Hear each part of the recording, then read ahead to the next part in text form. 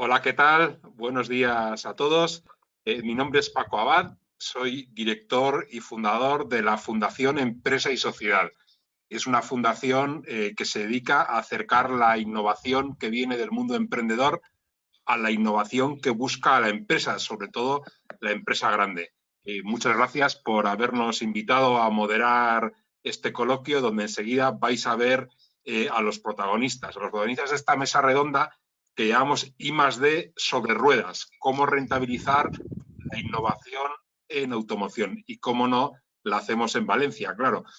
Por eso contaremos con varios ejemplos de las diferentes vías de explotación de conocimiento que puede surgir en un proyecto innovador del sector. Hoy nos enfocamos en automoción, pero por supuesto que es un sector amplísimo e importantísimo que tiene muchas derivadas, es transversal a otros sectores y creo que todo el mundo puede sacar buenas ideas de esta sesión, sea del sector o sea de otros, porque a veces la inspiración, las ideas, la innovación viene precisamente de moverse por distintos tipos de foros. Así que nada, bienvenidos y espero que podáis obtener ideas inspiradoras para el futuro. Los participantes en la mesa son los que os presento a continuación, que a su vez se van a ir presentando ellos. En primer lugar, somos unos caballeros, como no, Elena Yuc, que es gerente de la Asociación Valenciana de la Industria de la Automoción Avia. Hola Elena, ¿qué tal? ¿Cómo estás? Buenos días. Hola, buenos días. ¿Qué tal? ¿Te presentas brevemente a ti y a vuestra asociación? Por supuesto. Pues nada, antes de nada, daros las gracias por contar con nosotros. Es un honor para Avia estar en este foro con un panel de expertos tan inmejorable. Avia es el clúster de automoción de la Comunidad Valenciana. Representamos a más de 115 empresas manufactureras, ubicadas todas en territorio de la Comunidad Valenciana. Agregamos un PIB que ronda los 13.000 millones de euros de facturación y congregamos a casi 30.000 trabajadores en todo lo que serían empresas asociadas a Avia. El impacto del sector en el territorio es muy importante, estamos rondando el 10,2% del PIB industrial de la Comunidad Valenciana y ahora estamos en plena reinvención, por lo tanto estoy esperando a poder empezar el debate y poder compartir con vosotros ideas. Gracias. Muchas gracias, Elena. ¿Quién no está en plena redefinición y rediseño? Seguro que también en el mundo de la universidad, porque está con nosotros Salvador Coll, director de la Fundación Ciudad Politécnica de la Innovación, de la Universidad Politécnica de Valencia. Salvador, ¿qué tal? ¿Cómo estás? Hola, buenos días, Paco. Encantado de compartir con vosotros un rato, ¿no? Intercambiando nuestra visión y nuestras estrategias. Yo como, bueno, en esta mesa, en esta reunión, como voz de la UPV, ¿no? De la Universidad Politécnica de Valencia, pues describir brevemente cómo somos, ¿no? Somos pues, una universidad politécnica, una de las 4 politécnicas españolas, relativamente joven, como todas las politécnicas, por definición, cumplimos 52 años. Este año, unos 25.000 estudiantes, somos una universidad mediana grande, ¿no? Para el estándar español, unos 2.600 profesores.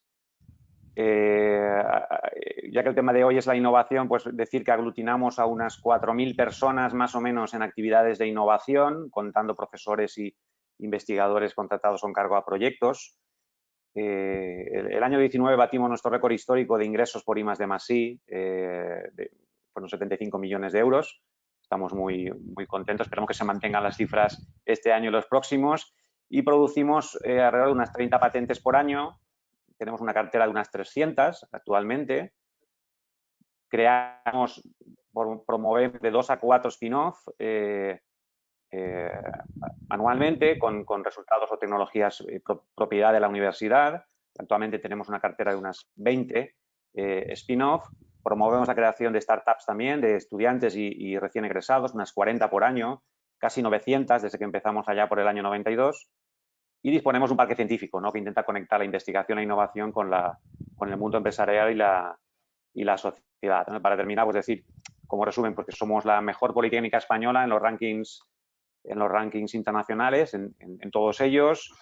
el top 10 de las instituciones españolas en captación de fondos europeos de innovación, en términos absolutos, aun siendo una organización más pequeña que otras, y el top 5 también en términos absolutos en indicadores de innovación y de transferencia de conocimientos a nivel nacional. Muchas gracias. Muchísimas gracias, Salvador. Seguro que a continuación hay gente que quiere hablar contigo con semejantes credenciales. También está con nosotros Iván Sempere, que es co-CEO y socio fundador de Pademia Team, que se va a presentar también a él mismo y a Padima Team. Hola, Iván, ¿qué tal? ¿Cómo estás? Hola, Paco, un placer estar aquí con vosotros. Bueno, Unas yo muy pinceladas. breve, sí, súper breve. En Padima nos dedicamos desde hace 22 años a la gestión, protección y defensa de la creatividad y la innovación, lo que se concreta fundamentalmente en gestión de propiedad intelectual. Tenemos oficinas en Alicante y en Madrid. Y en referencia a mí particularmente, pues después de trabajar en la Oficina Española de Patentes y Marcas hace 22 años, quise fundar junto con Eva Toledo Padima, y mi especialidad tanto en la academia como en el sector privado es más que nada el diseño industrial. Hoy día ya trabajamos para clientes de todo el mundo, en todo el mundo, con partners en las distintas jurisdicciones y para múltiples y diferentes industrias, tanto en el sector de la automoción, pero no solo ahí, sino también en el calzado, en el textil, en el juguete, en el mueble y, en fin, por último decir que me apasiona lo que hago, que me encanta trabajar con innovación. Esto de ir descubriendo lo último de lo último en los diferentes sectores, pues además de apasionante, te aporta un pensamiento paralelo muy interesante, porque ves soluciones de unos campos que se pueden hibridar o aplicar a otros y nada más. Muy emocionado por estar aquí y deseando escucharos y aprender de todos vosotros. Pues muchas gracias, Iván. Un panel de apasionados, como veis. Seguro que apasionado también desde el ángulo esta vez de la empresa es Fernando López, director de ingeniería de John Deere. Hola, Fernando, ¿qué tal? ¿Cómo estás? ¿Qué tal? Buenos días, ¿cómo estáis? Pues primero, Nos das muchísimas unas gracias. pinceladas tuyas y de la empresa, por favor. Sí, desde luego. Primero, muchísimas gracias por invitarnos. Curiosamente, ya sabéis que nosotros somos maquinaria agrícola. Quiero decir que vamos sobre ruedas, pero sobre ruedas muy grandes, sobre auténticos ruedones. Me presento rápidamente, soy Fernando López. Como tú bien dices, Paco, soy el responsable de la ingeniería aquí en John Deere Ibérica. Soy ingeniero naval, que cuando el tema naval se hundió, pues nos colocamos más o menos donde pudimos, y en esos 32 años que llevo en ingeniería de diseño de producto, fundamentalmente 10 en tema de motores diésel y 20 en transmisiones agrícolas. Entonces, si queréis, muy rápido, John Deere, me imagino que lo conoceréis, los tractores verdes, como todo el mundo dice. Pues somos es una empresa internacional, fundamentalmente líderes en maquinaria agrícola y construcción.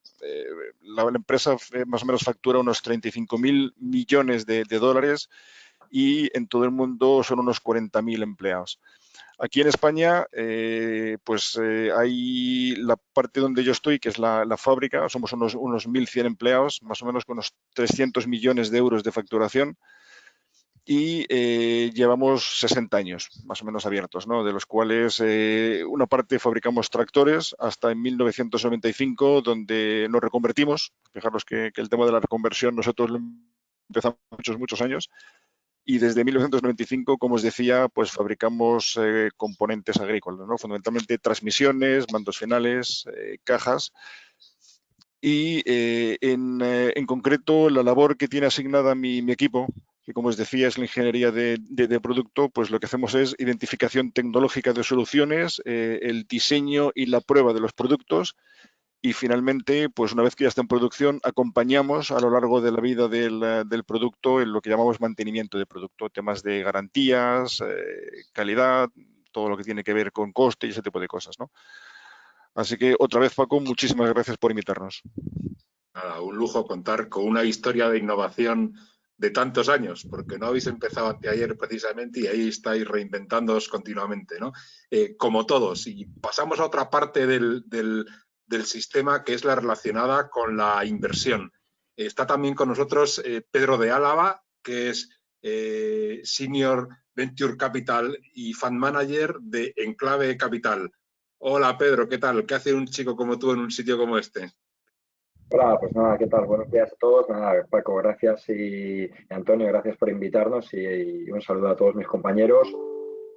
Pues la verdad es que siempre que hablas de un ecosistema aparecen que hay varias vías, ¿no? En un ecosistema hace falta un equipo que normalmente han estudiado en una universidad y tienen la formación que les trae la Universidad Politécnica.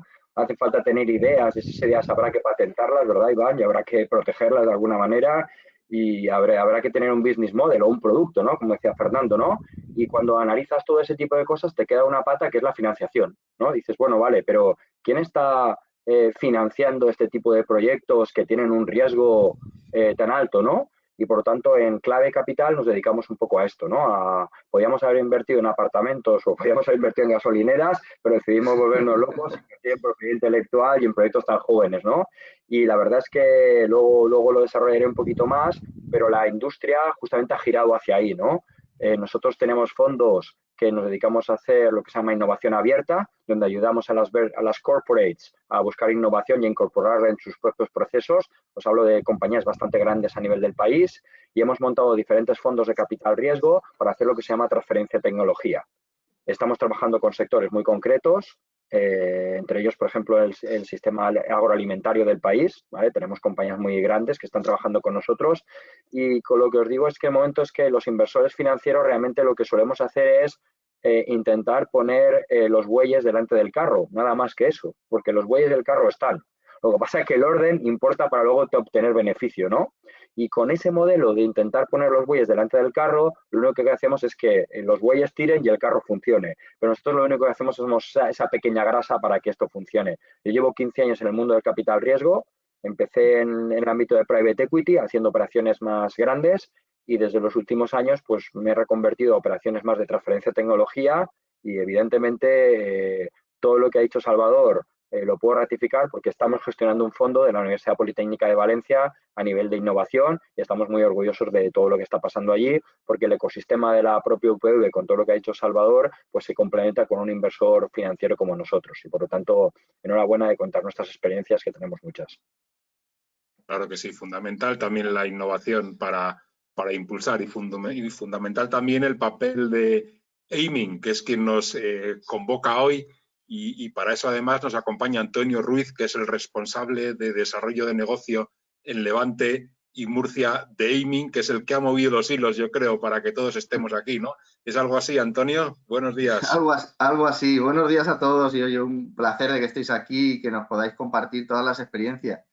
El otro día, y esto es curioso, me decían, nos definían, ¿no?, nuestra labor dentro de todo este ecosistema con una palabra. Me decían que nosotros éramos los traductores. Éramos las consultoras al final tecnológicas, la función que hacemos, Aiming entre ellas, yo les contaré un poco de Aiming, lo que hacemos es traducir el lenguaje de los diferentes agentes del ecosistema, desde las empresas a los entes públicos que generan la innovación, generan el I+D, como Salvador en la universidad, a quien protege, al lenguaje de la empresa, al lenguaje de la asociación como Avia, que tiene claro los retos que hay que trabajar en su sector, o a los inversores como Pedro, somos los que intentamos que hablen entre sí para que encuentren pues todo ese camino que es necesario para poder desarrollar la innovación. Esto lo hacemos desde Aiming, que Aiming es una consultora internacional con más de 30 años de experiencia en la gestión global de la innovación, en la gestión 360, presente en 17 países, 1.400 trabajadores. Bueno, yo me encuentro como responsable de la marca pues en la zona de Levante. Entonces, a mí esta definición yo creo que es bastante apropiada para el caso de hoy, como los unificadores o los traductores, ¿no?, entre los diferentes agentes. Es un poco nuestra función, ¿no? Pues muchas gracias, Antonio. Desde luego, innovación va de ecosistema, de mirar hacia el futuro desde distintos ángulos y desde luego que también vamos a tener en cuenta los ángulos de los que nos escuchan. A mí lo que me gustaría comentar ahora es que vamos a ver si al final tenemos un ratito de ruegos y preguntas, aunque seremos puntuales para terminar, respetando las agendas de todo el mundo. Y lo que sí que propondría a quien quiera formular preguntas es que use el chat de la aplicación y desde ahí vamos agrupando y ordenando temas que sean de interés y que por lo que sea queráis reforzar, si os parece, ¿no? Así que, público, también tenéis tarea en este ecosistema. Empezamos. Vamos a ponernos en contexto, si os parece, sobre las distintas vías de explotación en el mundo de la automoción, ¿no? Y para eso, pues empezamos por Elena, como gerente de Avia, que estáis en contacto directo con la innovación en el sector. ¿Cuáles dirías, Elena, que son los principales retos para los próximos años? Algunos igual tienen que ver con el COVID, que habrá afectado al sector, otros no. ¿Cuáles dirías que ahora son las prioridades? Pues bien, bueno, desde el sector llevamos trabajando en este cambio de paradigma desde hace ya varios años. El COVID, cuando llegó hace 8 o 9 meses, pues ya nos rompió del todo los esquemas y nos hizo acelerar todos los planes mucho más. Pero bueno, antes de la época COVID, el sector se enfrentaba a 4 megatrends, ¿no?, que llamamos nosotros. Uno era el tema de la conectividad, todo lo que tiene que ver con Industria 4.0, conectividad, interacción vehículo-vehículo, vehículo-infraestructura y vehículo-pasajero. El otro era todo el tema relacionado con la conducción autónoma, que no persigue otro objetivo, que es el 0 accidentes en las carreteras, además de, pues, mejorar la eficiencia, reducir el tráfico en ciudades y demás.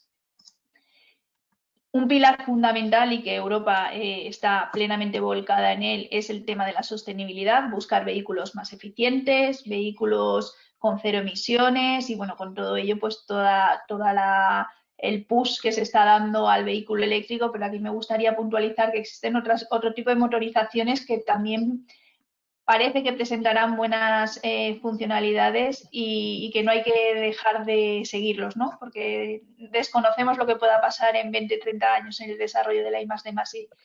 Y luego lo que nosotros llamamos el Mobility as a Service, pasar de la posesión del vehículo a utilizar un medio de transporte para un fin, que es la movilidad, para transportarte o para moverte de un punto A a un punto B. Ahí entraría también, pues, todos los nuevos negocios de vehículos o de modalidades de movimiento compartidas. Bueno, ahí surge un sinfín de nuevas oportunidades de negocio que hasta ahora no teníamos planteadas. Luego, otro de los leitmotivs que nosotros también tenemos que seguir trabajando para seguir siendo la segunda potencia europea en cuanto a fabricación de vehículos es la producción y la especialización. No debemos descuidar, aún echando las luces largas y mirando hacia dónde va el sector, que tenemos que seguir siendo competitivos. Tenemos que seguir fabricando bien a la primera, con costes moderados y con un plazo de entrega exigido, ¿no? Y luego viene todo el tema del COVID. Hace ya 8 meses, en marzo del 19, no, en marzo del 20, ¿no? Sí. Ya no, ya tanto tiempo. Ya no sabemos en qué año vivimos casi. Llega el COVID, se para el mundo, todo lo que eran tendencias de globalización, de repente con el cierre de fronteras nos generan unas tensiones en las líneas de suministro y en los stocks brutales, pero además también surgen nuevas necesidades de los clientes y del usuario final de lo que sería el vehículo.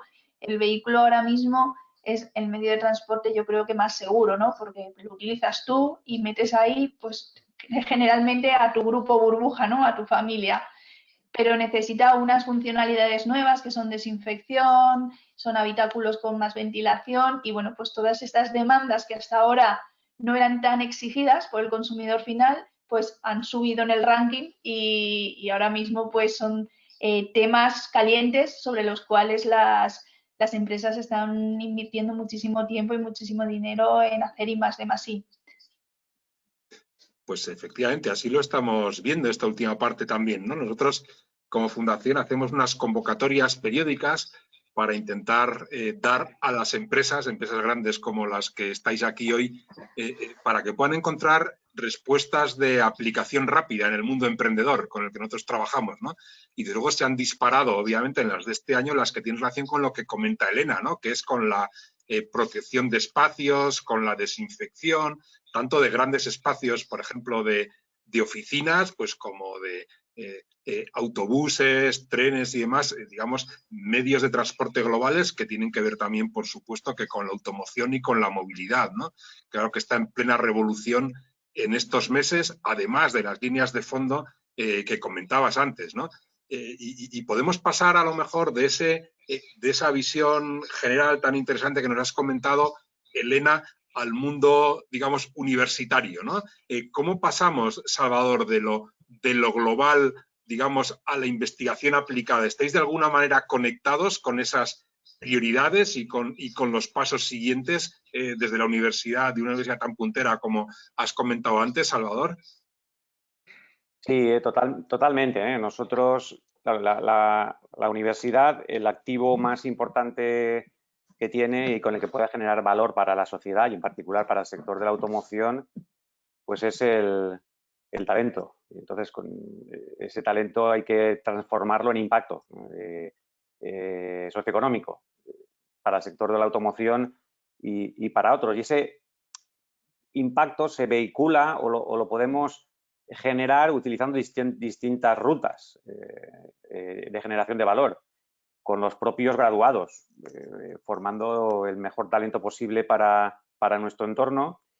En el ámbito estricto del empleo, por ejemplo, como provisión de mano de obra cualificada para el sector, pues ahí estamos gestionando más de 1.800 ofertas de empleo al año, 9.500 prácticas de estudiantes en empresas, ¿no?, para que adquieran esa experiencia empresarial, laboral, antes de terminar los estudios, promoviendo la creación de startups o de nuevo tejido empresarial con el talento de los estudiantes o de los recién egresados, como decía antes, casi 1.000 empresas, ¿no?, desde que empezamos en los años 90. Esa sería una vía de movilizar ese talento que va en las personas, ¿no?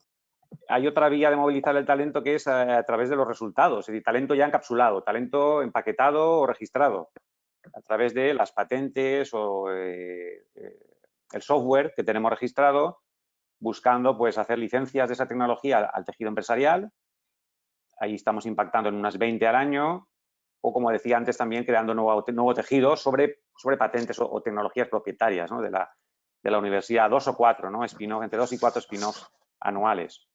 O también sobre talento en acción, ¿no?, talento no registrado, lo que llamamos capacidades, lo que tiene nuestro colectivo en la cabeza y que puede impactar a la economía o al ciudadano a través de soluciones, bien a través de proyectos I+D+I con la industria, como decía antes, el año pasado 75 millones de euros, ¿no?, de retorno para la universidad en acciones de investigación, desarrollo e innovación, más de 3.000 acciones al año. Eso significa que estamos firmando un contrato a la hora en la UPV para hacer más I+D+I, ¿no?, con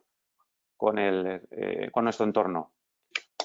O en formación a medida, ¿no? También podemos hacer que ese talento en acción, ¿no?, se transforme en productos de formación a medida para el entorno industrial, fuera de la formación reglada, a través de nuestro centro de formación permanente, donde estamos configurando 350 cursos año a medida para la industria, con más de 6.000 alumnos, ¿no?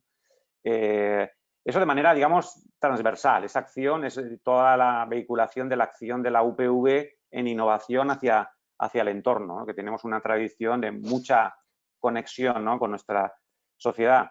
En el ámbito estricto de la automoción, pues tenemos resultados, proyectos, capacidades, talento en motores térmicos, es bien conocido, sobre todo motores diésel, en eficiencia, en lubricantes, en consumo, en emisiones, en vehículo conectado, en tecnologías de telecomunicaciones, 5G, Internet de las Cosas, vehículo autónomo también, en vehículo eléctrico, en materiales, tanto para reducir peso como para reconfigurar elementos estructurales, luchar contra la corrosión, en aspectos de confort, ¿no?, filtrado de ruido, ergonomía, usabilidad, calidad percibida por el pasajero, tratamiento activo de superficies. Ahora que ha comentado Elena, es una preocupación en el sector que el vehículo tenga una participación activa en la limpieza o en la acción antibactericida, antivírica, etcétera, ¿no? Tenemos capacidad de funcionalizar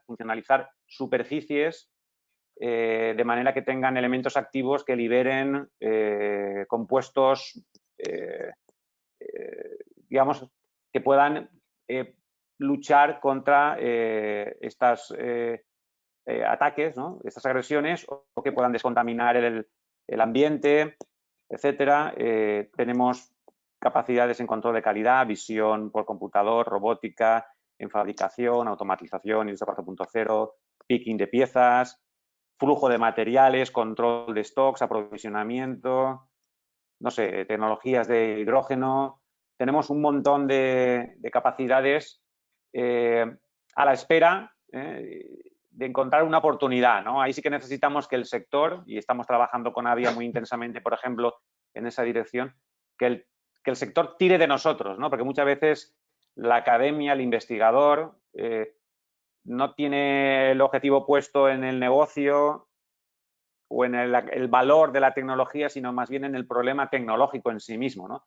Y nos hace falta esa visión de negocio, esa visión empresarial para dirigir bien nuestra capacidad y nuestro talento. Ese es el reto. Claro que sí, todo hiperconectado, sobre todo con el abanico de soluciones que has contado y con la base tan importante de acercar, digamos, el mundo joven, ¿no? El mundo del primer empleo, ¿no? A la realidad de la innovación de las empresas, que ahora tanta falta hace, ¿no? El empleo de los, digamos, recién titulados, ¿no?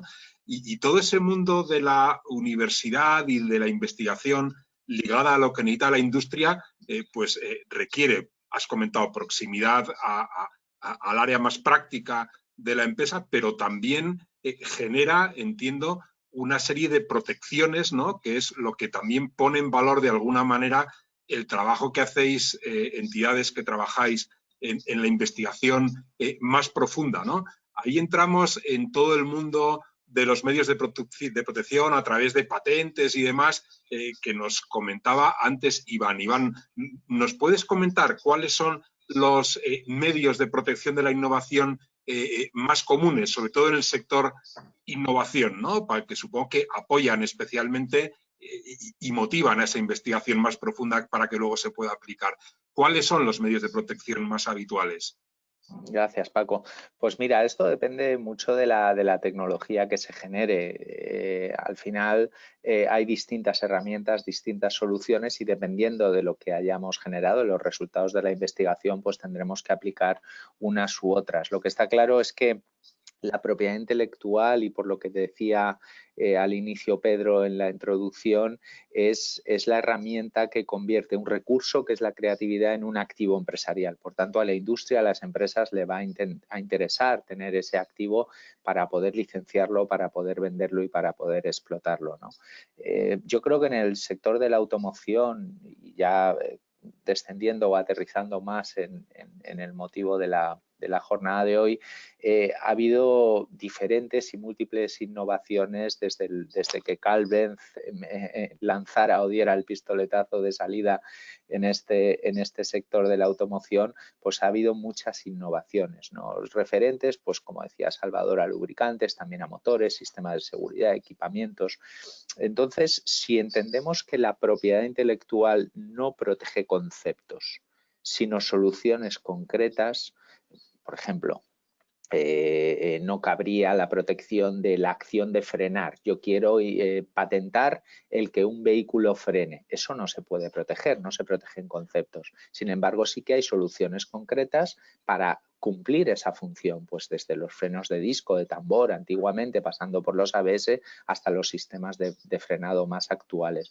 Detrás de eso hay patentes y hay propiedad intelectual que protege esas soluciones concretas. Entonces, ¿cuáles son los medios más habituales que nos encontramos en el sector de la automoción? Pues sin duda las patentes y los modelos de utilidad, que lo que protegen es la funcionalidad de esa solución, la funcionalidad de esa solución técnica, son sin duda los más protagonistas, pero también el diseño es una figura clave. El diseño lo que protege es la apariencia de un producto. Por tanto, cuando se diseña un coche o parte de un coche, un retrovisor, un panel delantero, todo eso se puede proteger por diseño industrial.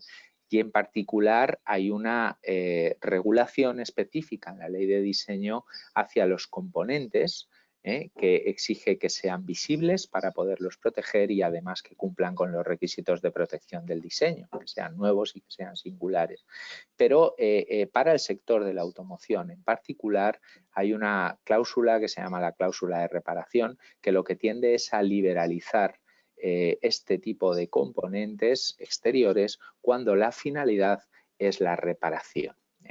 Hay países como Alemania y Francia que han estado y siguen estando en sus legislaciones nacionales muy interesados en proteger las spare parts, las partes de los vehículos, pero la tendencia de la Unión Europea es hacia la liberalización en la medida en que esas legislaciones vayan cambiando. Es decir, cualquiera podrá utilizar una pieza de un coche con la finalidad de retornar el coche a su imagen inicial. Esto no significa que no se protejan, porque con la protección lo que se pretenderá es que otros fabricantes no utilicen ese retrovisor o esas apariencias. Pero el diseño es una pieza clave. Las marcas también son una pieza importante en las políticas de innovación, porque las políticas de innovación sostenidas en el tiempo influyen en la imagen de marca de una determinada empresa. Por ejemplo,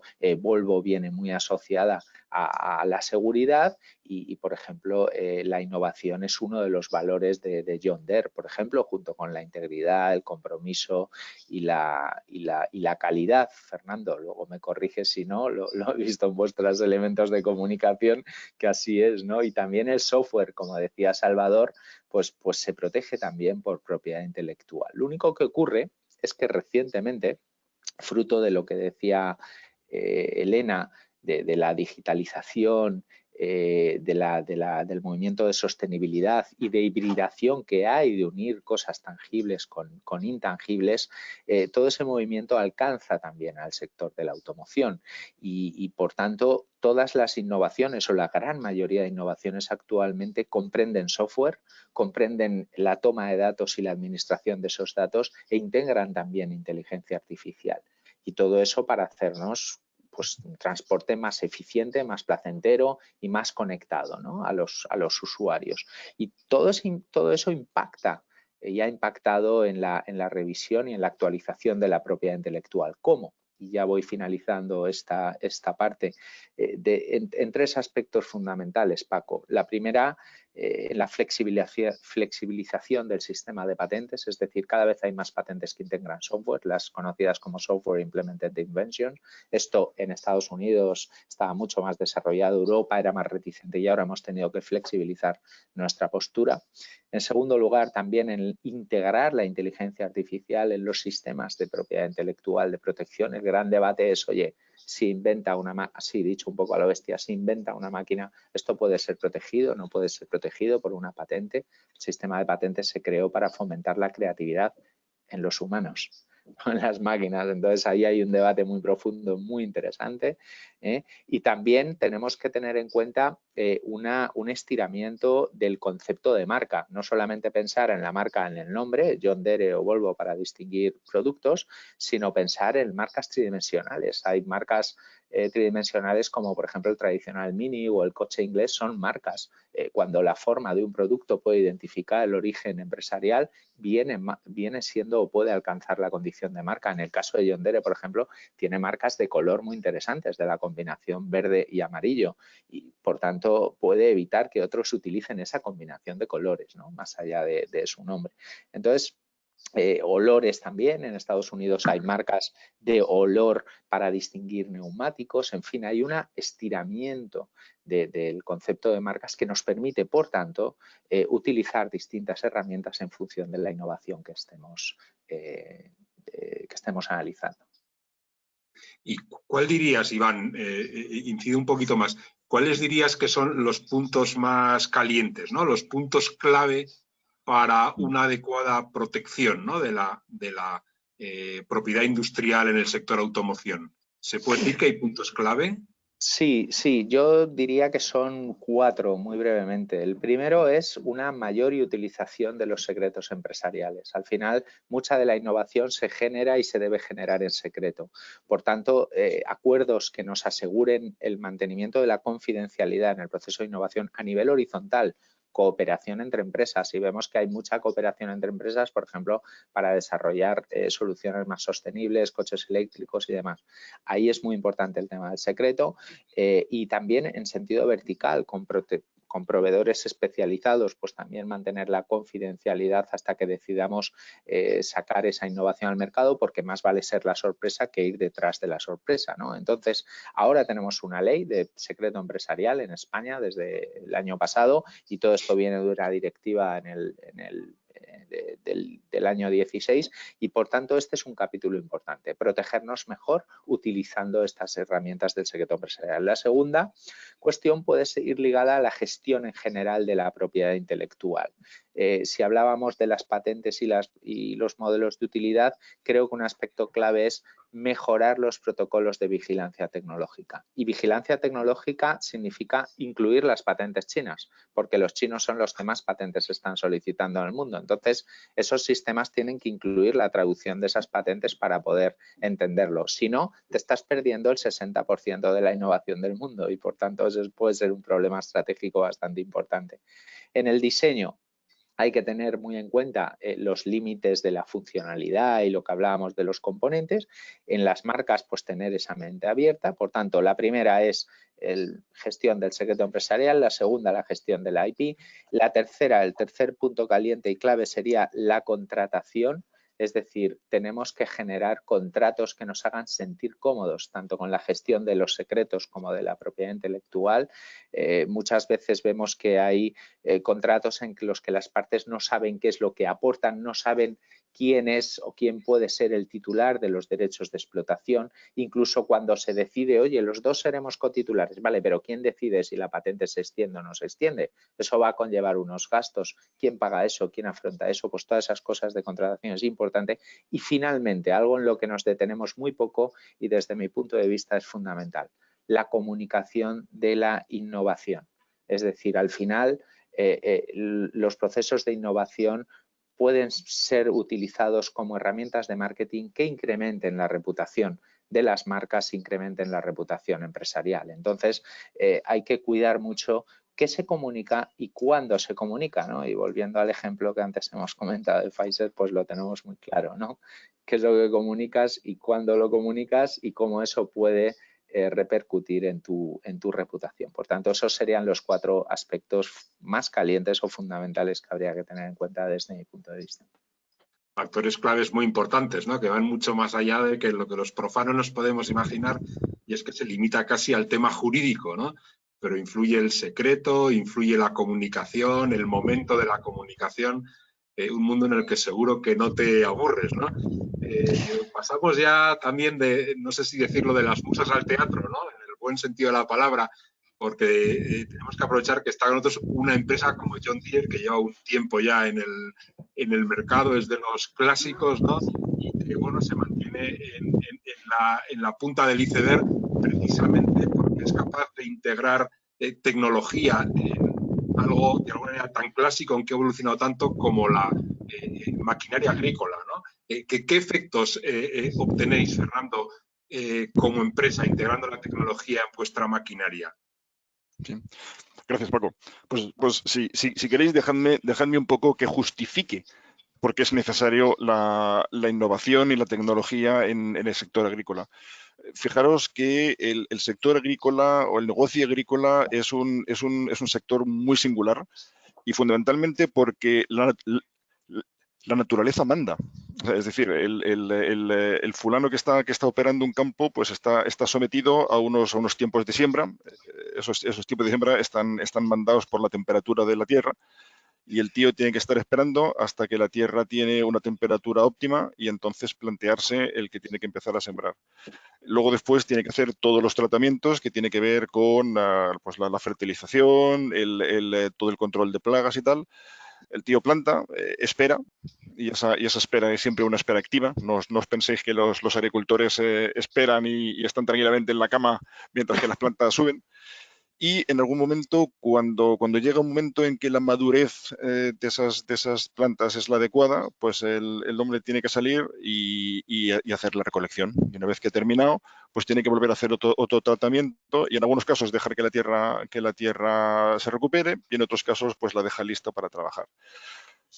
Entonces, en ese caso, siempre se ha pensado que el agricultor pues era este hombre que se pegaba una paliza, se levantaba pronto, enganchaba a las bestias y era una vida miserable. Y las empresas, pues como John Deere, y fijaros que John Deere tiene casi 200 años de existencia, pues la principal motivación al principio de la tecnología ha sido siempre ayudar al agricultor, ¿no? Hacer que su jornada no sea tan dura y tal. Y ese es el concepto de la mecanización. ¿Qué es lo que ocurre? Que conforme este operador, este agricultor se profesionaliza, y ya os explicaré luego después eso que es, empieza a buscar toda la gente que está alrededor de ese negocio agrícola como un partner de su negocio. Es decir, oye, yo no quiero que me ayudes a que mi jornada sea peor, sino que realmente mi negocio sea sostenible y sea exitoso. Es decir, yo busco una solución de productividad, si queréis.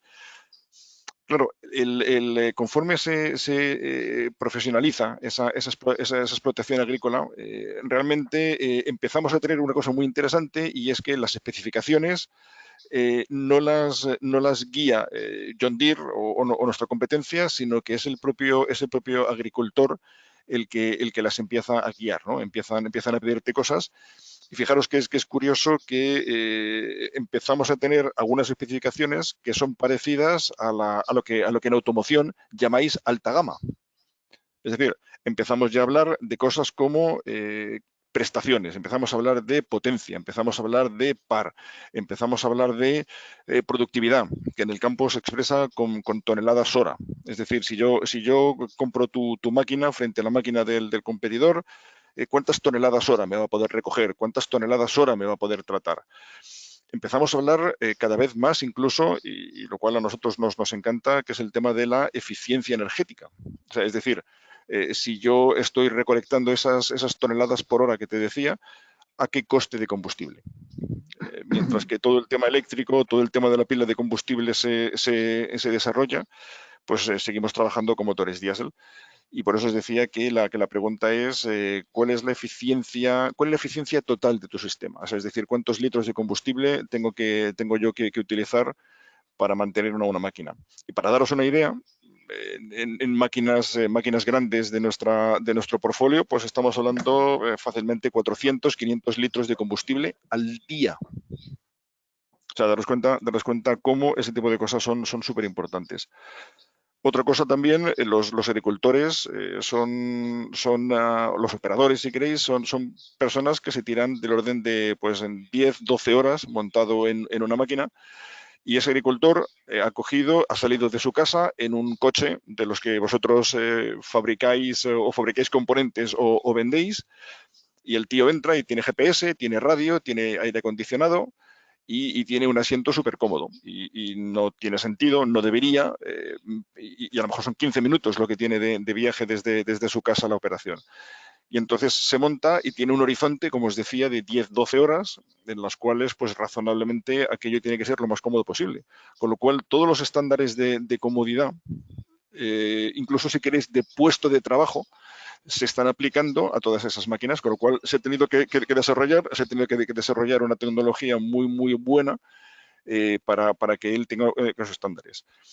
Conectividad, pues no solamente esa persona tiene una serie de máquinas que están trabajando y esas máquinas tienen que estar trabajando a la vez, tienen que estar conectadas, sino que también hay un centro de mando desde el cual él dirige su negocio y de alguna manera hay que reportar todos los progresos que hace esa máquina diaria, tiene que reportarlos a ese centro de mando.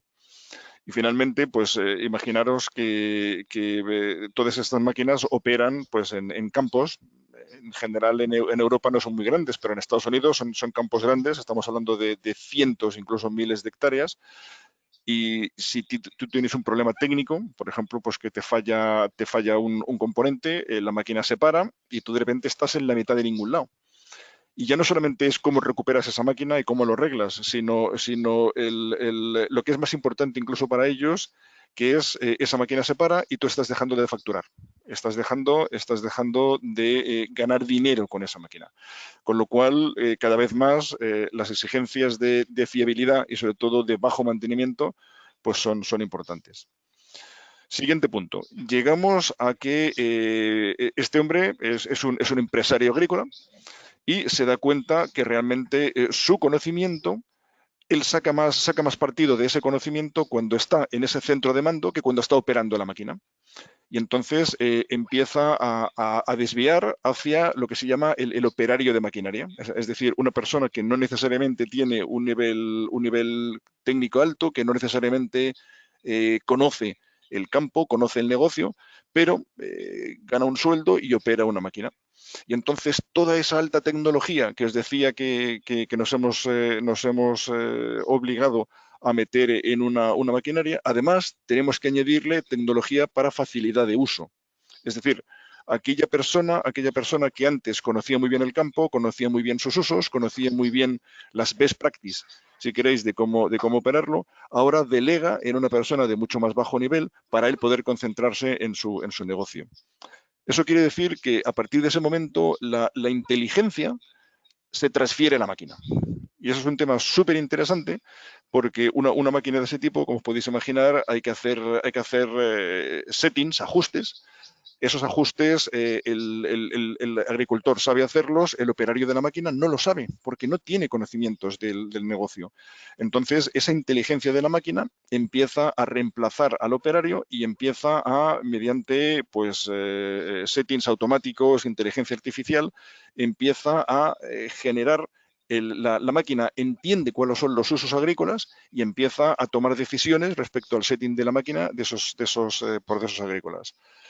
Tenemos cosas como, por ejemplo, lo que se llama el precision farming, y es que no todos los puntos de la tierra que tú tienes da igual resultados. Hay puntos en los cuales, pues, por alguna razón se concentran plagas, reciben menos luz, reciben menos aire, y entonces, mediante, pues eso, técnicas de inteligencia artificial, machine learning y tal, es posible el decirle a la máquina que cuando pase y rocíe, por ejemplo, pues rocíe más.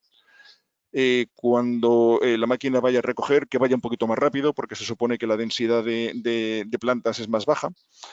Y todo esto se hace porque antes el agricultor lo hacía, él veía que había menos densidad y por tanto iba un poquito más rápido, y sin embargo ahora esa persona que se le contrata sencillamente para que esté 12 horas moviendo el volante, pues no lo va a hacer.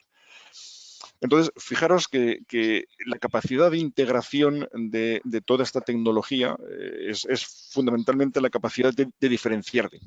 Es decir, nosotros el mensaje de los agricultores nos lo dan a todos, y la capacidad que tienes tú de conocer muy bien no solamente tu negocio, sino su negocio, nos permite entender cuáles son esos aspectos de diferenciación que ellos más valoran y ser capaces de introducirlos en nuestra línea y segmentarlo. Porque, claro, el agricultor europeo, el agricultor americano, el agricultor asiático, pues no tienen ni la misma necesidad, ni siquiera la misma capacidad económica de afrontar estos retos. Entonces, a nosotros nos permite, conociendo toda esa panoplia, segmentar, colocar y adecuarlo. Con lo cual, fijaros que si queréis como conclusión muy rápido, es escuchar mucho a los clientes, sobre todo los clientes profesionales. Los clientes profesionales comentan mucho, nos dan unas pistas muy buenas, y luego después la capacidad, y por eso os decía que es tan interesante, es igual de interesante conocer tu negocio como conocer el negocio que tenga tu cliente. Y esa capacidad de integrar lo que necesita tu cliente en una tecnología lo más económica posible, lo más fácil de usar posible, integrarla en tu línea, en tu portfolio de oferta, pues te da una diferenciación brutal respecto a tu competición. Pues muchas gracias, Fernando. Vaya riqueza de opciones y de posibilidades y de evolución, ¿no? No sé si cuando nos comamos haciendo un resumen, cuando nos comemos una manzana o un bollo de pan, no imaginamos todo lo que hay detrás, ¿no? Hasta que el producto ha llegado allí, ¿no? Y eso lo vivís vosotros con un concepto tan chulo como que entiendo que ya tenéis una relación que no es pasa en todo el mundo empresarial, pero quizá aquí queda especialmente claro, ¿no? No es solo una relación cliente-proveedor con vuestros clientes, es una relación casi de partner, porque se ayuda a mejorar el producto y a crecer juntos, ¿no? Una vez el producto ya, digamos, lo podéis asimilar. Eso es muy chulo, ¿no? Porque empezamos primero por lo que nos ha comentado Elena, un poquito más global, pasamos a la universidad, en la universidad pues se generan también patentes, ideas, incluso spin-offs, y luego llegan a la empresa para que de la mano del usuario final pues se puedan concretar en soluciones y en mejoras concretas que son tanto cuantitativas como cualitativas, ¿no? En esta parte del proceso hay una figura, ¿no? Que hemos tocado un poquito por encima y que igual Antonio nos puede ayudar a matizar un poquito más, ¿no? Que es lo que se llama habitualmente el spin-off de la universidad, ¿no? Que son como transmisores de lo que se genera ya con formato de empresa y que por tanto están más cerca de la empresa y hablan un lenguaje mucho más parecido, ¿no? Seguro que Antonio nos puede explicar un poquito más, ¿no? Sobre qué es una spin-off, que supongo que no es solo una entidad que genera una patente y la vende, va más allá, entiendo, ¿no? ¿Nos lo cuentas, Antonio? A ver, el término spin-off, esto los americanos ya lo definieron hace 20 años, sobre todo a través del MIT en Massachusetts o la Universidad de Berkeley en California, fueron los que empezaron a montar este tipo de estrategia corporativa. Es una estrategia corporativa. Al final, ¿en qué consiste? Pues una empresa matriz es capaz de crear una pequeña filial que, entre comillas, incuba hasta que ésta tiene la suficiente estructura o madurez y es capaz de tener una independencia no solo jurídica, sino también técnico y comercial, ¿vale? Al final no deja de ser esto, es una fórmula de estrategia empresarial pues, para poder explotar unos posibles resultados que tengo. Ahí fundamentalmente, a ver, nunca se pierde la relación entre la matriz y la filial, aunque la filial luego ya madure como empresa y tenga mayor independencia, pero siempre suele mantener una relación pues, cliente-proveedor entre ambas o comparte servicios transversales entre sí y aprovechan sinergia.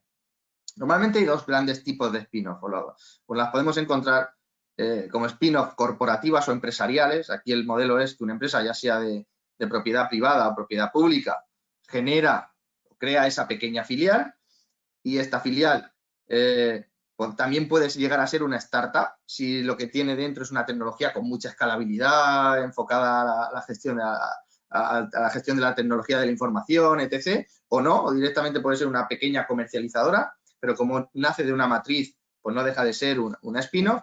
Y luego tenemos las tan conocidas spin-off académicas, que es la que estamos hablando hoy sobre todo, que conocen muy bien pues tanto Pedro como Salvador, pues como Iván, que seguro que también ha protegido muchas patentes que conforman estas spin-off.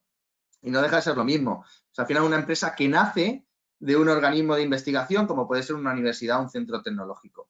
Aquí a veces son las denominadas EBTs, es decir, empresas de base tecnológica. Una tecnología que se ha desarrollado en una universidad o en un centro tecnológico y que aprovechamos para crear esta empresa y dotarla de la tecnología necesaria para su modelo de negocio. ¿Vale?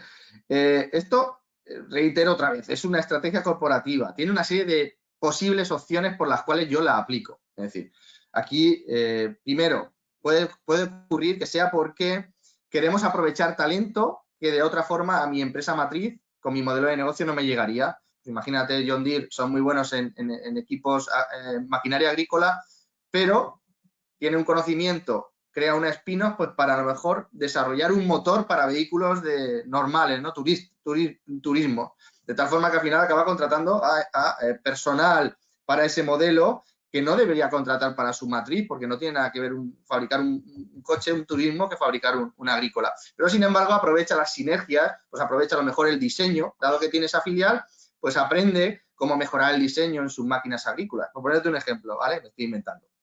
Otra opción es porque quiero atacar a nuevos nichos de mercado, donde la matriz pues, no se siente cómoda. Entonces, una tecnología que lucha o que se puede enfrentar o que puede proponer una propuesta de valor interesante en otros modelos y la vía de crear esa spin-off puede ser interesante. Otra puede ser porque la matriz se encuentra en una situación de crisis. Tengo una situación de crisis, tengo diferentes líneas de negocio quiero salvar alguna de las líneas de negocio porque me van bien o porque tiene una tecnología que considero que es valiosa, y para que no pueda caer todo, el árbol al cortarse no pierda todo, pues decido escindir esa parte y crear un spin-off, hacerla independiente y que ésta pues se salve, ¿no? Digámoslo así. También luego, no nos engañemos, la estrategia a nivel fiscal, mercantil o laboral, cuando tenemos un holding o tenemos una matriz, tenemos diferentes filiales que son las llamadas spin-off y demás, pues tiene una serie de beneficios. Desde la aplicación del Patent Box, por ejemplo, o tiene también una serie de beneficios mercantiles fiscales con la consolidación de las cuentas, etc. ¿Vale? Es decir, también hay una serie de ventajas económicas, ¿vale? Otra opción también puede ser porque quiero captar fondos para una unidad de negocio. Yo quiero captar fondos para una unidad de negocio, no para toda la matriz, y entonces decido, bueno, pues separo esta unidad de negocios y sobre esta pues pido los créditos, o voy a Pedro y le digo, por favor, Pedro, mira, tengo este modelo de negocio, ¿quieres invertir conmigo y formar parte de él, etc.? Y con eso no involucro a la matriz, sino que lo hago independientemente. Y para mí, ya para terminar, yo creo que la última opción es la que más se valora, y es para poder explotar, para monetizar esta tecnología. A través de una spin-off es mucho más sencillo el poder crear una empresa con una tecnología pues, que sea al final rentable, que tenga independencia, y esto luego al final venderlo a un tercero y por tanto conseguir pues, un ingreso. Mientras que de la otra manera, que la más habitual, que es a través de patentes o licencias, intentar que esa licencia te la compren o que te la cojan para desarrollar esa tecnología, es más costoso. Este modelo, que es muy americano, que es en Silicon Valley, es de los más utilizados, pues esto luego acaba en una empresa absorbiendo la otra por la tecnología y por el modelo en sí mismo. Y esto, pues, digámoslo así, da más facilidad a la hora de explotar esos resultados. Muchas gracias, Antonio. Lo que comentas genera casi inmediatamente una pregunta que igual Pedro nos puede responder desde su ángulo, digamos, de inversión, ¿no? Entiendo que hay como dos grandes grupos, por lo que decías, que son spin-offs generadas por oferta o por demanda, ¿no? Por una buena idea o porque lo pide el mercado. No sé si se puede hacer esa distinción, Pedro. ¿Cuáles son es lo más habitual? ¿Hay elementos comunes y diferenciales? ¿Qué es lo que mejor funciona, la oferta o la demanda? ¿O es un mixto de todo, como todo en la vida? Bueno, pues la verdad es que has tocado un tema que es muy relevante y que en los últimos años ha venido en España y que se ha conocido como innovación abierta, ¿vale? Esto, como bien, es una tendencia que viene de fuera de España. Nosotros en España y en toda Europa, en todo el mundo, siempre hemos trabajado con la oferta, es decir, las universidades generaban ingenieros, los ingenieros y algunos se podían a trabajar en otros sitios y generaban siempre oye, yo soy bueno en un producto y ese producto lo acabaré vendiendo, haré un plan de negocio. Entonces, cuando se empezó a analizar que realmente no todo se vendía y que había muchas tecnologías que eran muy buenas, pero no todas llegaban al mercado, empezaron a plantearse cómo podrían trabajar con la demanda. Entonces, este concepto de innovación, entendida como una innovación no tanto de que yo voy desarrollando un producto, sino que entiendo cuáles son las necesidades de mi cliente, y entonces me pongo a fabricar esas cajas de cambio que decía Fernando, en vez de fabricar otras cosas, ¿vale? Empiezo a pensar qué es lo que necesita el cliente. A partir de ahí, todo ese concepto de innovación hasta ahora se hacía internamente. Solo esto se llama el crecimiento orgánico o crecimiento inorgánico. Casi todas las compañías siempre el I+D lo han hecho internamente. Nunca se han planteado trasladar el I+D a terceros. Antes Salvador nos contaba que lleva 75 millones de euros haciendo I+D para terceros. Es decir, hay terceros que le dicen, oye, ayúdame con este I+D. Siempre se ha entendido como que la universidad era, oye, tú ibas allí, pedías algo y ellos te hacían algo, ¿no? Pero ahora de repente es que todo el conocimiento no está en la universidad. Hay startups, hay chavales que se mueven y crean ecosistemas ellos solos. Hay una cosa que se llama generación espontánea, que ellos deciden de desarrollar proyectos. Entonces, claro, como una empresa que está en el mercado se está dando cuenta que, no sé, ¿quién le iba a decir al Banco Santander que iba a llegar un agente y le iba a copiar o a comer un trozo de lo que se llaman las transferencias? Porque vean unos chicos que habían inventado un sistema para que tú te hicieras un Bizum y te hicieras una transferencia. ¿Quién le iba a decir a los grandes Meliás, Radisson, etcétera, que iba a llegar otra gente que iba con un marketplace y conectar el sillón o la habitación de mi casa con la necesidad del cliente, y no teniendo habitaciones de hotel ibas a conseguir comerle terreno a los que tenían las habitaciones de hotel? Esto que ha llegado en el mercado como una irrupción, las compañías han dicho, oye, esto me puede pasar a mí. ¿Cómo hago esto? ¿Cómo consigo que toda esa innovación que está dando vueltas alrededor del mundo la meta también en mi sistema? Entonces empiezan a plantear modelos de innovación abierta, ¿vale? Estos modelos de innovación abierta normalmente lo que necesitan es una conexión con un ecosistema, ¿vale? Ese ecosistema, en nuestro caso, como he trasladado antes, desde Clave, pusimos en marcha un fondo de capital riesgo impulsado por el Consejo Social de la Universidad Politécnica que lideraba Mónica Bragado, que es ingeniera y que está en Celestica, muy conocida en el sector de automoción, ¿vale? Mónica dijo, oye, si todas las universidades de Europa tienen fondos de capital riesgo, ¿por qué no cogéis un fondo de capital riesgo y os subís a la UPV y le dais salida a esos spin-off o le dais salida a ese conocimiento que hay ahí? Montamos un fondo de la UPV con el apoyo del rector Francisco Mora y con todos sus vicerrectores y la Ciudad Politécnica, como está ahí Salvador Coll, y conseguimos montar un vehículo de 4 millones de euros impulsado por industriales valencianos. Es decir, hay inversores valencianos que están ahí, además del gobierno valenciano a través del Instituto Valenciano de Finanzas, que nos ayudaron a montar un fondo de capital riesgo de 4 millones de euros para impulsar proyectos de transferencia de tecnología de la universidad a mercado. Es decir, íbamos a la universidad, veíamos qué había en la universidad y decíamos, oye, pues mira, este proyecto del CMT, del Centro de Motores Térmicos, que es bueno, que ha impulsado el equipo de Pairi, vamos a impulsarlo y vamos a intentar llevarlo a mercado. Esto es un modelo y es el modelo que toda la vida se ha hecho, que era montar estas EBTs que decía Antonio e intentar apoyar ese conocimiento que está en la universidad.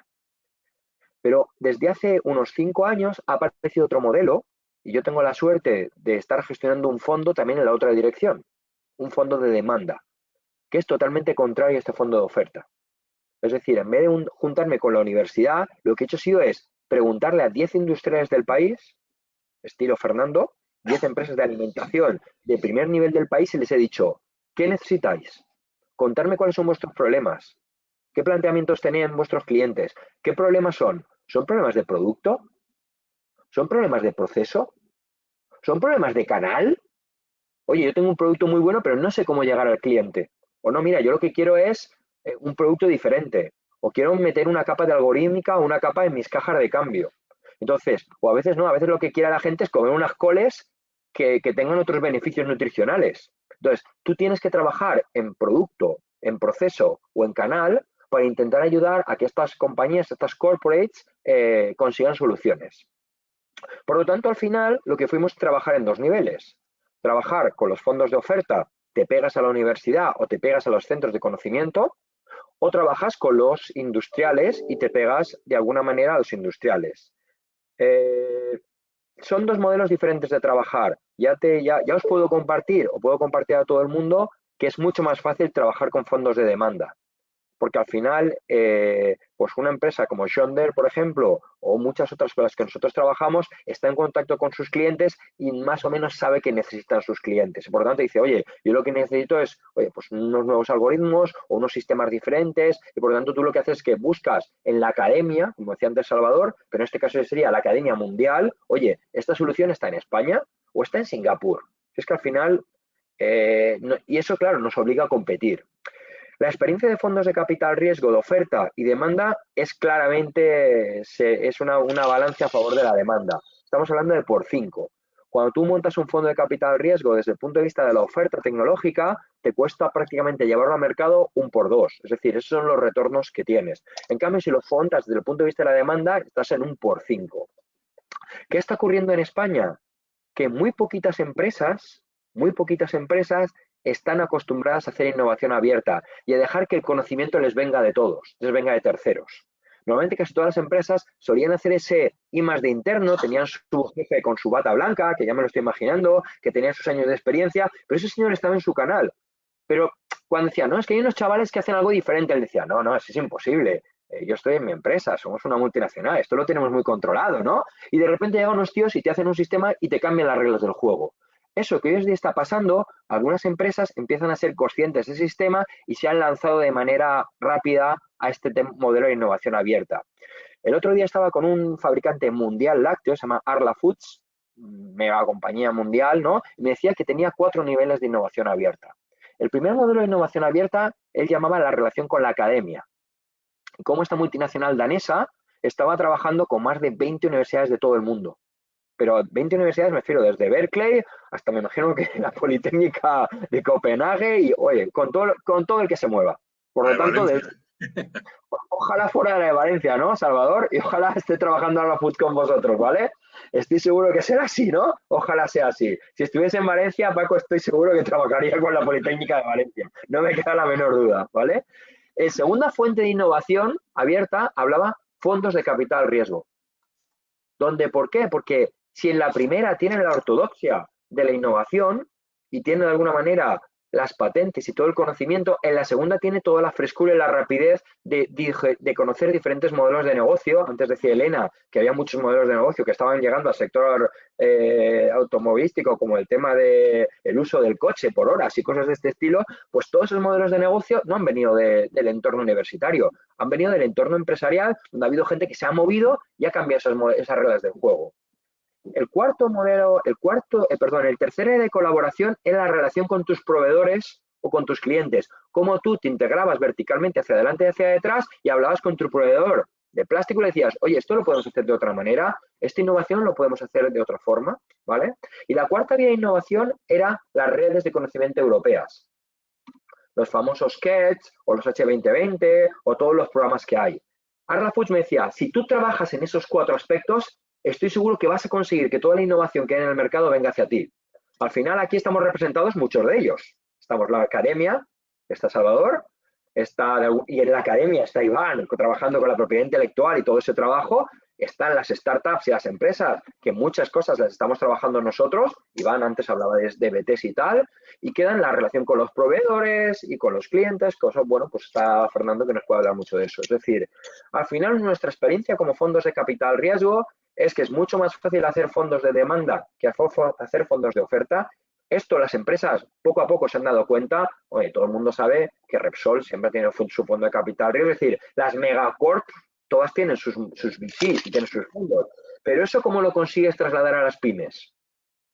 Sobre todo el ecosistema español, que somos compañías pequeñas, ¿no? Oye, pues compañías pequeñas que facturan desde 10 millones hasta 300 o hasta 1000. ¿Cómo nos metemos en el sistema y creamos áreas de innovación para que todo ese conocimiento que está por ahí termine llegando al sector automovilístico u otros sectores? Al final, nosotros trabajamos en eso y la experiencia que estamos haciendo es muy positiva. Creo que esto no ha hecho nada más que empezar. Yo en este momento estoy gestionando 2 fondos, uno en cada dirección.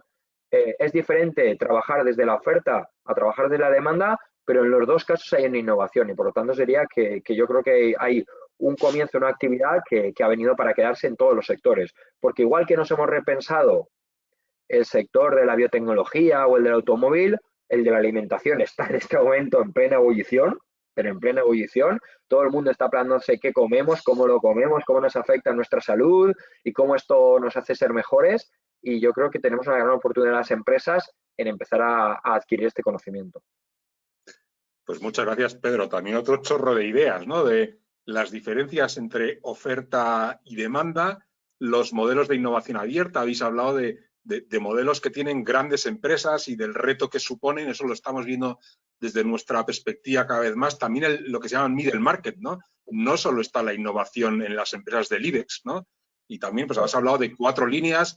Bueno, pues esas son absolutamente claves, pero poco a poco también se va evolucionando hacia innovación que ya existe, por ejemplo, en el mundo de las startups o de las scale-ups, ¿no? Decías, un gran banco, ¿cómo iba a pensar que alguien iba a ser más hábil que él en el mundo de las transferencias o de los pagos, ¿no? Y esa opción la he encontrado, además de los canales que habéis comentado, pues en el mundo scale-up también hay programas de innovación abierta de conexión con el mundo emprendedor, ¿no? Que las vemos en los periódicos, ¿no? Sobre todo de la mano de las grandes. El reto está, como decíais, en que también esto llegue a la empresa de tamaño medio, no solo a las 35 que salen en los periódicos, como todos sabemos, ¿no? Oye, y ese modelo de oferta y demanda a mí me ha quedado ahí como un concepto colgado, Antonio. Ese modelo de oferta y demanda quizá también puede tener que ver con una evolución del concepto spin-off. O sea, una empresa se puede plantear una spin-off para aprovechar una idea, una potencialidad, para gestionar al final un proyecto de innovación abierta, ¿no?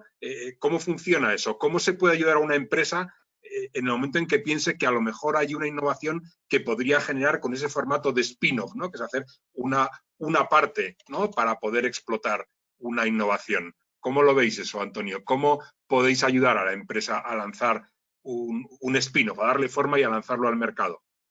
Enganchando un poco lo que ha comentado Pedro, y ahí la verdad es que lo ha definido muy bien, el concepto de innovación abierta, y esto yéndonos a lo que sería el camino de la innovación que toda empresa pues tiene que emprender, digamos, esto sería la etapa más inicial, es decir, es como de dónde me vienen a mí toda la fuente de información, todas las posibles alternativas para yo poder enfrentar, mis retos. Tengo una serie de retos que nacen de mi estrategia corporativa y la vía en la que yo soy capaz de encontrar posibles opciones para hacer match con esos retos y poder trabajarlos, pues ahí cuanto más lo enriquezca con estas cuatro fases que ha comentado Pedro, pues más alternativas tendré de poder elegir la mejor solución para mi empresa y para ese reto en el momento en el que me encuentro. ¿No? Eso sería la etapa más inicial.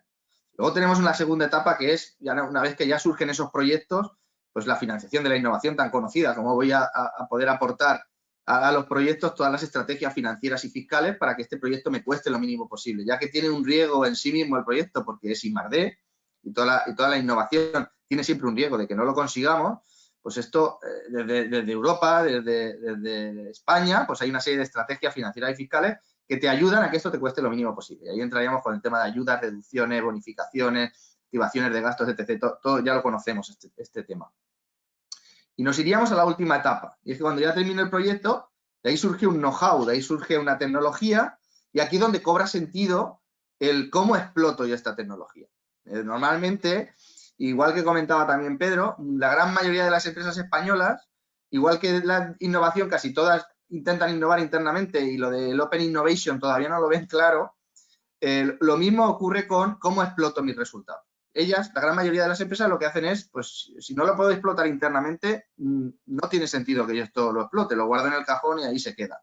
Es decir, o soy capaz de generar un producto o un servicio nuevo, o una nueva unidad de negocio, o ahí ya me empiezo a perder, ¿vale? La spin-off, que es como comentaba antes, estrategia corporativa, lo que nos dice es, oye, si esto no tiene sentido que lo explotes internamente, ¿por qué no te lo planteas el independizarlo dentro de una empresa y que esta empresa por sí misma tome conciencia, genere un modelo de valor, modelo de negocio que aporte valor a su mercado y, por tanto, genere beneficios, ¿no? Nosotros, esto, hace un año que empezamos a darnos cuenta de que esto es un hueco, hay un gap en el mercado. Es decir, los principales centros tecnológicos o las universidades, esto lo tienen que fomentar todavía mucho más. Tienen que ser capaces de cada vez intentar explotar todos los conocimientos que generan. Agentes como Pedro, como Iván, como Salvador, las empresas como Fernando, Elena, como asociaciones, todos son muy importantes, pero al final les faltaba esa empresa, esa consultora que les ayudara a llevarles de la mano pues, en la generación de esa spin-off. Es decir, ¿y a mí quién? Yo, por ejemplo, Fernando tiene una tecnología que no pueden implementar. ¿Quién le ayuda a Fernando a primero hacer una ingeniería de si sacar una spin-off es la mejor estrategia corporativa? Y después, ¿quién le ayuda a ir dando esos pasos hasta que esta spin-off madura y es capaz de coger velocidad, ¿no? Por sí misma? Entonces, nosotros ahí definimos una forma de trabajar o una metodología de trabajo que llamamos Spin-off Launching Program, que no tiene nada, ni más ni menos que coherencia al final. Y es una serie de etapas con las cuales, si tú vas haciendo esto, las probabilidades de éxito de esta spin-off pues crecen bastante. No porque seamos magos, sino porque le está dando de sentido, de coherencia, de estructura a la empresa. Primero que se suele hacer es un estudio de mercado de esa patente, de ese conocimiento que tú vas a embeber en la nueva empresa, en la spin-off. ¿Por qué? Primero porque te va a dotar del primer capital social, del primer patrimonio que tú puedes capitalizar en la nueva empresa. Y esto ya le va a dar espalda a la nueva EBT que formes. Pero segundo, porque también te va a dar una información muy válida de si esto ya existe en el mercado, si es una tecnología que se va a volver obsoleta, cuánto vale esto en el mercado, cuánto estarían dispuestos a pagar por algo parecido a lo que yo tengo, por comparables, etc. Y esto ya nos dota de sentido, ¿vale? Y de estructura contable a la empresa. Luego, la segunda etapa, vamos a montar el modelo de negocio. Como ya sabemos qué tecnología hay cristalizada dentro de la empresa, redactemos el modelo de negocio, hacia qué mercado va, con qué canales, cuál es mi propuesta de valor, qué plan financiero necesito, qué plan de recursos humanos, plan de contingencia en caso que me vaya mal, etc. ¿Vale? Ya tenemos el camino. Tercera etapa, pero para que el coche eche a andar necesitamos gasolina. Aimin, como otras muchas consultoras, pero nosotros somos muy buenos en las estrategias de financiación de la innovación, ¿vale? Entonces, aquí lo que hacemos es integrar todo nuestro expertise en esta etapa para que no solo tengas la opción de Pedro como fondo de dotarle de capital a esta spin-off, sino para que tengas otra serie más de herramientas para poder enriquecer entre todos, porque aquí lo que consiste es sumar entre todos y que cada vez tenga más motor esta empresa, ¿no? Y aquí, pues, empezamos a buscarles todo tipo de financiaciones, sobre todo nosotros trabajamos las públicas, pues IBACE, VF, NISA, Createc, o sea, del IBACE, el Createc, el Neotec, de CEDETI, si están desarrollando pues un CEDETI PID, si hace falta ponernos en contacto con fondos, pues se ponen en contacto con fondos, es decir, intentamos que no todo tenga, que el capital no todo tenga que proceder de la matriz, sino que esta spin-off por ella misma, por su sentido de empresa, pueda ya capitalizar y buscar fondos por sí misma, ¿no? Una vez que ya tenemos esa gasolina, pues lo que falta es el conductor. Aquí la cuarta etapa es dotar del equipo que sea capaz de liderar este modelo de negocio. Ocurre también una cosa curiosa y es que muchas spin-off, como vienen de una tecnología y esa tecnología viene de un investigador, es el investigador el que quiere ser el CEO y que quiere ser el que lidere esta spin-off. Y en muchas ocasiones esa es la mejor opción. Pero hay otras muchas que a veces no es la mejor opción. Entonces aquí nosotros lo que queremos es dar una visión de nosotros desde un plano neutro, déjanos ayudarte a buscar a los perfiles o desarrollar esos perfiles idóneos para cubrir los roles que tú necesitas para poder poner ese modelo de negocio en el mercado. Y si tu investigador encaja, será el perfecto. Pero si no encaja, posiblemente nos tengamos que replantear qué equipo buscar para que esto funcione. Y ya por último, pues lo que se hace en la última etapa es poner una serie de KPIs, unos indicadores, y comprobar que se están cumpliendo los hitos que nos hemos marcado en el plan de desarrollo, ¿no? Y con esto pues ya ir pivotando o ir mejorando en el caso de que no vayamos cumpliendo. Como veis es un camino con mucho sentido, con mucha coherencia entre sí. Pero el hecho de que vayas de la mano de alguien externo que te vaya orientando, como esto Pedro lo hace continuamente, seguro que también. El hecho de que vayan orientando a las nuevas empresas, a los nuevos equipos sobre qué pasos y cómo podemos ir conexionando y dotando de coherencia a esos pasos, hace que las spin-offs realmente luego sean capaces de funcionar y con muy buenos resultados. ¿Vale? Esa es un poco la fórmula en la que nosotros ahora estamos empezando a trabajar y la verdad es que estamos teniendo un feedback positivo del mercado. Muchas gracias, Antonio. Entramos ya en los últimos 10 minutos, con lo cual os voy a pedir respuestas telegráficas, que muchas veces salen los titulares de las respuestas telegráficas en lo que vayamos haciendo, en lo que vayamos comentando y poniendo encima de la mesa a continuación, ¿vale? Y así nos da tiempo a introducir más temas, pero con respuestas cortas si es posible. Empezamos por Pedro, porque has hablado, Antonio, de financiación pública. Importante para que el sistema también se mantenga es que haya financiación privada, ¿no? Y eso tiene algunas claves que seguro que desde vuestro área de Venture nos podéis decir, nos podéis orientar, ¿no, Pedro? ¿Cómo conseguís poner en valor vuestras inversiones? ¿Cuáles son los elementos clave del éxito en unas igual pinceladas, en unos titulares de vuestras inversiones en proyectos tan chulos y tan arriesgados, por otro lado, como estos, ¿no? Bueno, pues nada, yo voy a comentar un poco la experiencia que hemos tenido en la Universidad Politécnica y dado que está Salvador, yo creo que es un ejemplo. En la Universidad Politécnica, cuando con todo lo que ha comentado Salvador, lo que dijimos era, bueno, aquí conocimiento hay, ¿no? Está claro que gente que tiene capacidad para desarrollar propiedad intelectual, patentes, innovación y de alguna manera los estudiantes, innovación hay, ¿no? Ahora, ¿cómo conseguimos unificar todo esto para que sea rentable, para que llegue a un mercado y nosotros de alguna manera ganemos dinero con esto? ¿Qué trabajos hay que hacer? Pues nos dimos cuenta que había 3 elementos que de alguna manera afectaban a esta toma de decisiones, ¿vale? Lo primero, evidentemente, como no puede ser, es la idea. La idea, eso, como digo, viene de serie, ¿no? Los otros 2 elementos, y voy a pasar sobre esto rápido porque me has dicho, ¿vale, Paco? Para centrar el debate, ¿vale? Lo segundo, todo el mundo habla de lo mismo, habla de tener un talento y que si configuran equipos, pues oye, gente que viene de ingeniería, pero otros que vienen de otros ámbitos, derecho, que más me da, o economía, es decir, de alguna manera que hay equipos mixtos para que las cosas funcionen, ¿vale? Porque, como antes decía Antonio, no siempre el PDI, el personal docente investigador, es la mejor persona para impulsar un proyecto, ¿no? Por lo tanto, que tenga esta parte de talento y a mí me gustaría añadir 2 momentos más, ¿no? El business model porque es muy importante encontrar cuál es el modelo de negocio que eso hace que funcione o no, ¿vale? Y hay muchísimos casos que podemos ver. Nosotros ahora estamos trabajando en un caso de éxito que tiene que ver con la incorporación de algoritmos para la toma de decisiones en radiología. Y esto que suena tan bonito, que es que alguien haya cogido y haya analizado bases de datos en hospitales y se haya dado cuenta que siempre que aparece en este píxel no sé qué información, eso significa que hay una correlación con un cáncer y que si tú luego en ese píxel lo tienes alterado, yo te puedo predecir en un porcentaje de veces que tú vas a tener ese tipo de malformación o que vas a tener este tipo de cáncer, pues empieza a ser interesante. El problema viene ahí, Paco, en que no siempre los médicos están dispuestos a cambiar su modo de negocio. Y que muchas veces todo el mundo nos resistimos al cambio porque es normal, porque cambiar significa que me cambien los hábitos, que aparezca otro modelo, que tengo que cambiar cómo hago las cosas. Y esto las empresas normalmente no nos hacen en nada de gracia, ¿no?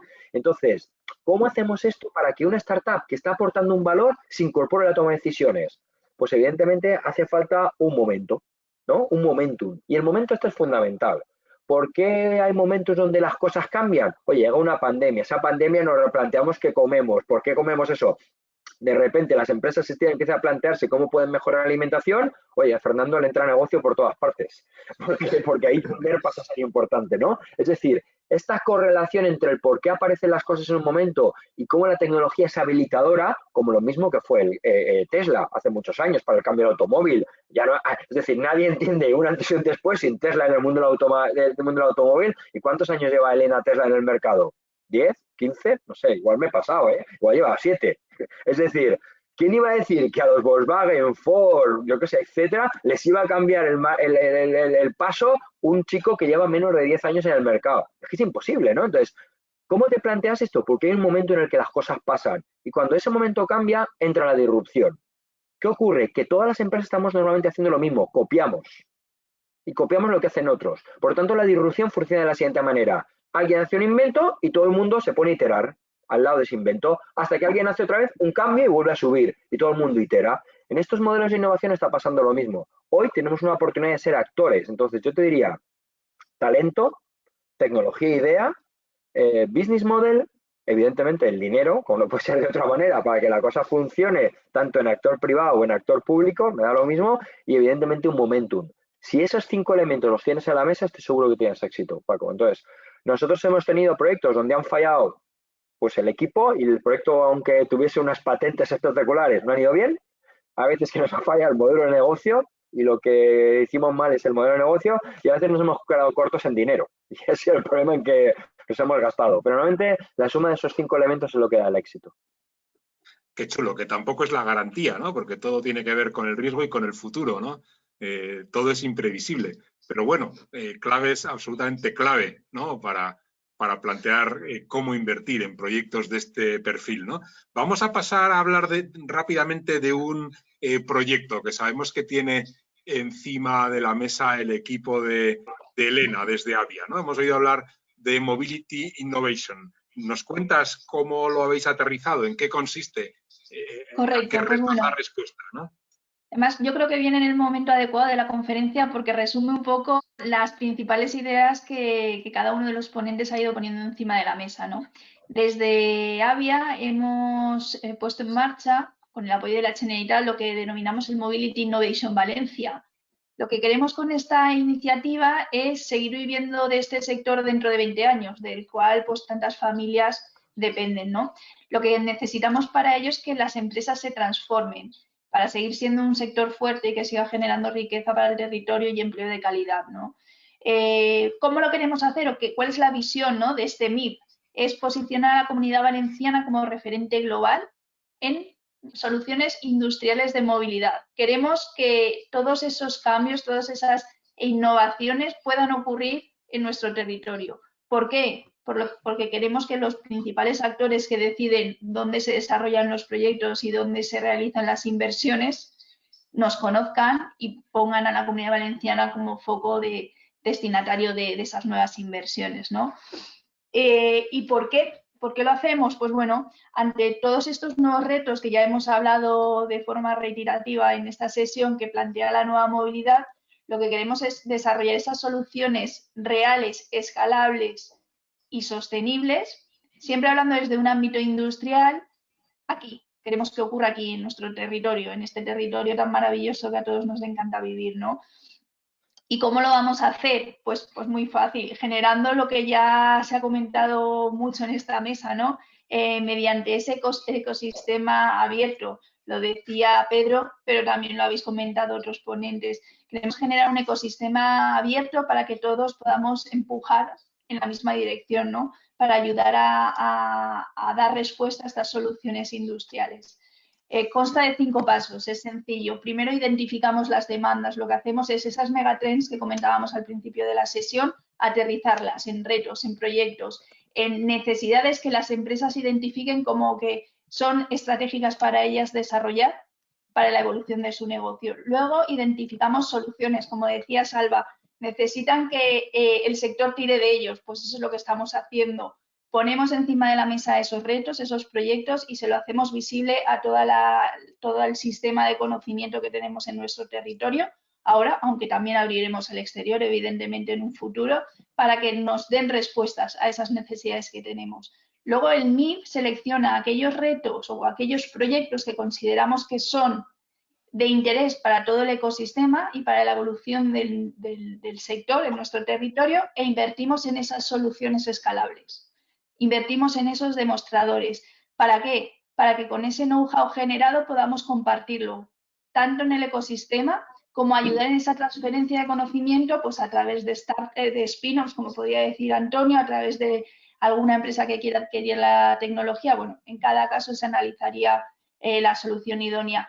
Y por quinto lugar, lo que os decía, lo más importante de todo esto es dar visibilidad y que los que deciden dónde invertir nos conozcan. Entonces, lo que vamos a hacer con todo ese conocimiento generado es escalar esas, bueno, darlo a conocer, ¿no? A los actores que deben decidir dónde se fabrican los nuevos modelos.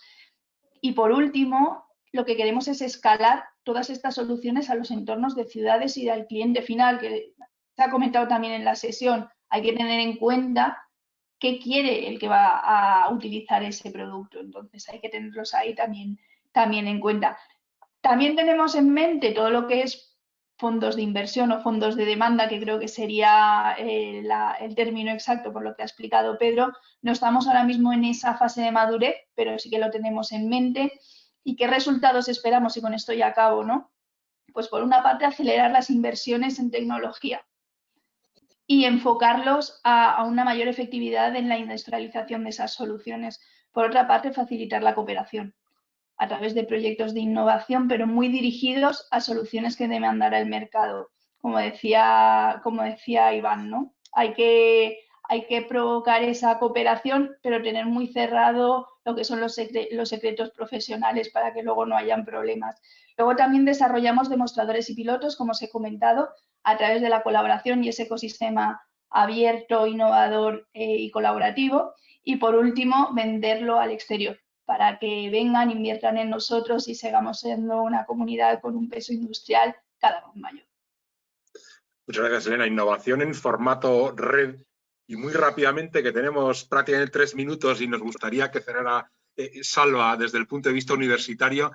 Quizá, Fernando, nos puedes hablar de otro tipo de modelos que también ha comentado Pedro, ¿no? Que son modelos de innovación no tanto en formato red, como ha explicado Elena, sino codo con codo en vuestra cadena de colaboradores, ¿no? Por ejemplo, con proveedores, ¿no? Tenéis también ejemplos de innovación mano a mano con proveedores. Pues mira, como vamos mal de tiempo, os lo resumo mucho. Esto es un ejemplo de madurez de tecnología. Hay las cosechadoras, que es uno de los productos que ofrecemos, tenían una arquitectura que estaba basada en algunos casos en un sistema mecánico que se llama poleas variables, unas poleas que según se abren o se cierran van variando la velocidad. Esas están movidas por correas. Y bueno, pues es un sistema barato, es un sistema bastante fiable, pero las correas daban muchos problemas, la fiabilidad era muy mala y al final se tuvo que abandonar.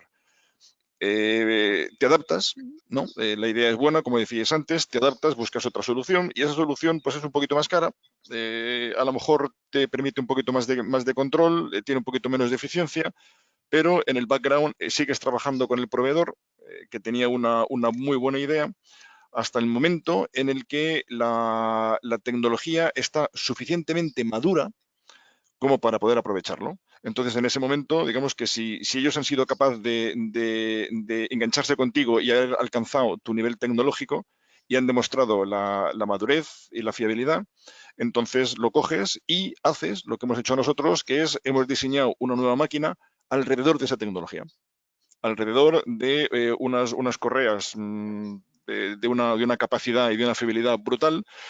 Y gracias a la eficiencia que tiene esto, pues para daros un dato, con un 5% más de potencia hemos conseguido un 45% más de output. Y eso no es la primera vez que ocurre. Os recuerdo muy rápidamente, al principio de 1930 se desarrolla el turbo, la turboalimentación. Y estaba fenomenal, todo se conocía muy bien, pero no se puede utilizar hasta los años 70, sencillamente porque la tecnología de fabricación de álabes no estaba madura. Entonces, una conclusión muy rápida. Lo que decías de ideas me parece fantástico, pero hay que también estar trabajando en todas las líneas tecnológicas, porque en algún momento hay una idea brutal que depende de la madurez de una de las tecnologías críticas. Si eso lo veis, si eso es así, a lo mejor tiene sentido seguir trabajando en desarrollar esa tecnología crítica para que alcance el nivel de madurez que, unido al resto de esas tecnologías, haga que la idea os genere lo que los americanos llaman un breakthrough, ¿no? Una idea rompedora que, y vuelvo a trazar lo de antes, aplicando esa idea rompedora, siendo capaz de implementar esa idea rompedora, os puede subir una generación tecnológica. Entonces, digo, mi conclusión, muy atentos a todas las tecnologías y si tenéis una idea buenísima que depende de una tecnología crítica, trabajar, desarrollarla, que madure, porque eso puede ser lo que os salte una generación en tecnología. Gracias, Paco. Muchas gracias, Fernando. Será por opciones. Espero que todo el mundo se vaya con la cabeza caliente y queremos poner además un broche académico. Salvador, te pedimos casi que cierres, ¿no? Con una pregunta que muchas veces nos hacemos, ¿no? Muy sintéticamente, por favor, ¿qué pasos tienen que dar universidades y empresas para colaborar mejor, digamos, para rentabilizar la I+D que tiene tanta carta de naturaleza en el mundo universitario? Sí, muchas gracias, Paco. Bueno, muy breve. Yo creo que lo que hay que hacer es practicar lo que estamos practicando hoy, ¿no? Yo creo que hace falta diálogo entre la empresa y la universidad, porque hay un desacople. Somos top 10 en España en generación en producción científica, seguramente muy por encima de nuestra inversión en I+D, es algo paradójico. Pero estamos en la posición 30 en innovación, ¿no? A nivel internacional, alrededor de esa posición. Entonces, hay recorrido, ¿no? Hay un desacople, hay un recorrido y entendemos oportunidades en la ciencia y en la investigación que no están siendo explotadas de manera adecuada. Entonces, tiene que haber un diálogo entre las dos partes y ahí las organizaciones bisagra, digamos, o las unidades de interfaz o las organizaciones de interfaz que estamos aquí representadas hoy son clave, ¿no? No solo un parque científico, ¿no? Por ejemplo, como un vehículo de la universidad para conectar con el entorno, pero otros agentes, ¿no? Como Padima, como Aiming, ¿no? Que ayudan a conectar ese talento en bruto o ese conocimiento bruto con la actividad empresarial o los propios agentes que nos ayudan a conocer los retos del sector empresarial y que ayudan a tirar de su sector que no tiene tiempo en el día a día para reflexionar en qué problemas va a tener en el próximo año, sino cómo abrir la persiana al día siguiente, ¿no? Y ahí está Avia o está el MIR, que intentan tirar del sector para que pongan, digamos, el futuro en la agenda del presente, ¿no? Y poder pensar, como decía Fernando, que haya ahí un conocimiento disponible a disposición de la sociedad y que la relación empresa con ese conocimiento tiene que ser algo así como lo que mencionaba de relación empresa-proveedor. Que el mundo empresarial entienda que los centros académicos, los centros tecnológicos, los centros de investigación, podemos actuar como proveedores de conocimiento, ¿no? Para ellos. Y para hacer esa conexión eficiente, pues tiene que haber una relación estrecha como la que ha explicado Fernando muy bien, entre la empresa y el proveedor, ¿no? La empresa es el que conoce al cliente, la universidad no conoce al cliente normalmente y hace falta la empresa para que haga esa conexión. Entonces, esa relación empresa-proveedor de conocimiento es clave. Entonces, yo abogaría por diálogo, ¿no? Trabajar más juntos y de manera colaborativa. El bien de todos va a estar en la colaboración y en la cooperación. Si al vecino le va bien, a mí también me va a ir bien, de manera inducida, ¿no? Por lo tanto, estamos todos en el mismo barco. Esa es la conclusión. Pues muchas gracias, Salvador, por el broche de oro.